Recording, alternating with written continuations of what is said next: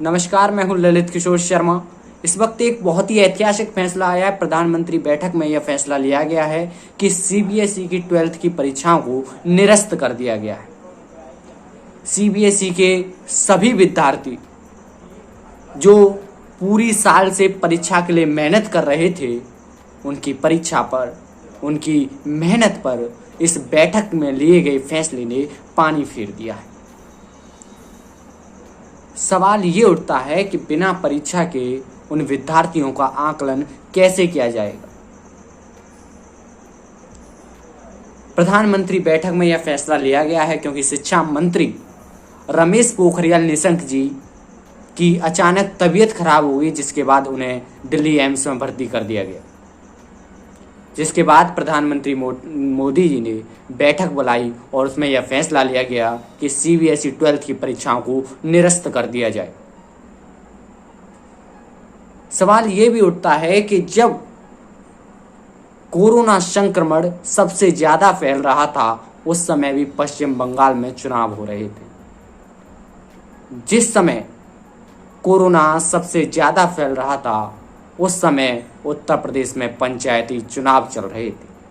लेकिन जैसे ही बात विद्यार्थियों के भविष्य को लेकर आई, राजनीतिक पार्टियां अपनी राजनीति में लग गई। परीक्षाओं को निरस्त कर दिया गया।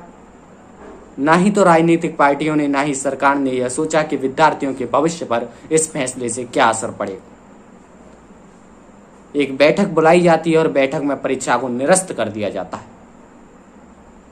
जिन विद्यार्थियों ने पूरी साल मेहनत की, उनकी मेहनत पर इस बैठक में लिए गए फैसले ने पानी फेर दिया।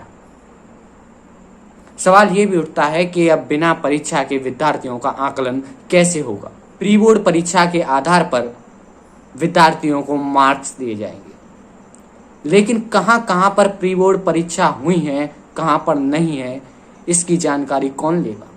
और प्री बोर्ड परीक्षा और बोर्ड परीक्षा दोनों में किस प्रकार का अंतर है, ये विद्यार्थियों को पता है। कि वो दोनों की तैयारी किस प्रकार से की जाती है, ये विद्यार्थियों से बेहतर कोई नहीं जानता, ना ही इसे सरकार जानती है। उसके बावजूद इस प्रकार का फैसला लेना ये विद्यार्थियों के खिलाफ है।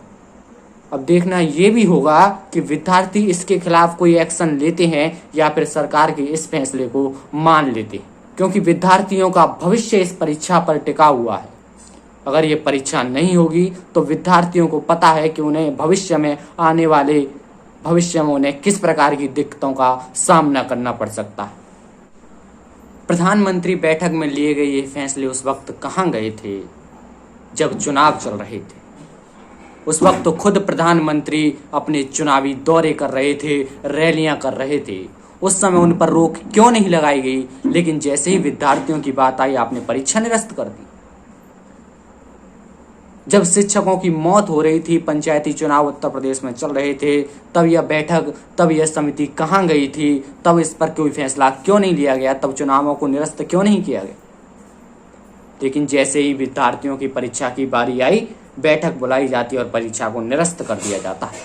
अनदेखी होती रही तो भविष्य किस प्रकार का होगा, यह विद्यार्थियों को खुद समझ लेना चाहिए। बोर्ड परीक्षा कितनी महत्वपूर्ण है, यह विद्यार्थियों को पता है, क्योंकि इस पर उनका भविष्य टिका होता है। जब उत्तर प्रदेश में 30,000 से अधिक केस प्रतिदिन आ रहे थे, उस समय भी प्रतिदिन 30,000 केस आ रहे थे, उस समय भी पंचायती चुनाव चल रहे थे। लेकिन जब केस मात्र 2-2.5 हजार आ रहे हैं, उस समय परीक्षाओं को निरस्त कर दिया जाता है। जिस समय कोरोना के केस पूरे देश में 2 लाख से ऊपर आ रहे थे, उस समय चुनाव चल रहे थे। लेकिन जब देश में कोरोना के केस घटते जा रहे हैं, उस समय परीक्षाओं को निरस्त कर दिया जाता है।